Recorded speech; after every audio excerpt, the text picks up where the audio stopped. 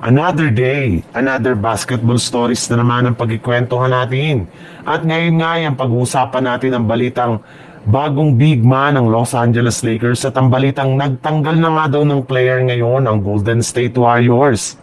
Kagaya nga ng napag-usapan natin, hindi talaga nagkamali ang Lakers sa pagkuha kay Marcus Smart matapos siyang magkaroon ng napakagandang performance kapon laban sa Sacramento Kings sa pagtatala nito ng 14 points. 4 steals, 3 rebounds, 2 assists, kasama na dyan ang kanyang mga hustle plays. Lalo na pagdating sa depensa na nagpamangha sa lahat ng mga manunood. Hindi nga ito nagdalawang isip na i-dive ang mga loose ball. Ipinakita na rin naman nga niya dito na meron pa rin talaga siyang mapagkakatiwalaan na shooting sa 3-point line. Kaya hindi talaga siya pwedeng iwanan o pabayaan ang kanilang mga kalaban. Bukod rin dyan, ay may kakayanan rin naman nga ito na i-drive sa ilalim ng basket kaya hindi talaga nagkamali ang Lakers sa pagkuha sa kanya ng nagdaang off-season.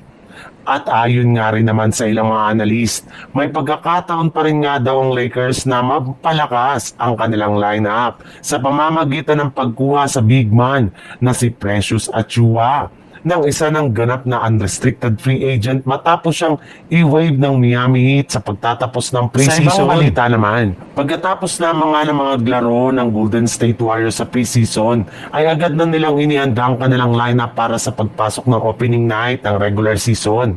At inumpisahan nga nila ito sa pamamagitan ng pagtanggal sa ilan sa kanilang mga manlalaro na pinapirma lamang nila ng training camp contract.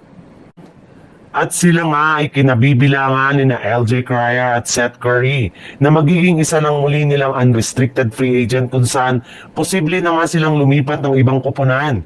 Subalit ayon nga sa ibinulgar ng isang NBA insider, kung sakali man nga daw na walang kumuha kay Cryer bago mag-umpisa ang regular season, ay inaasahan nga na mananatili ito sa kanilang prangkisa at maglalaro na lang sa kanilang G-League team na Santa Cruz Warriors. Habang pagdating naman kay Seth Curry, matetenga muna nga daw ito ng ilang linggo sa free agency bago siya pabalikin ulit ang Warriors sa kanilang lineup sa katapusan ng Nobyembre.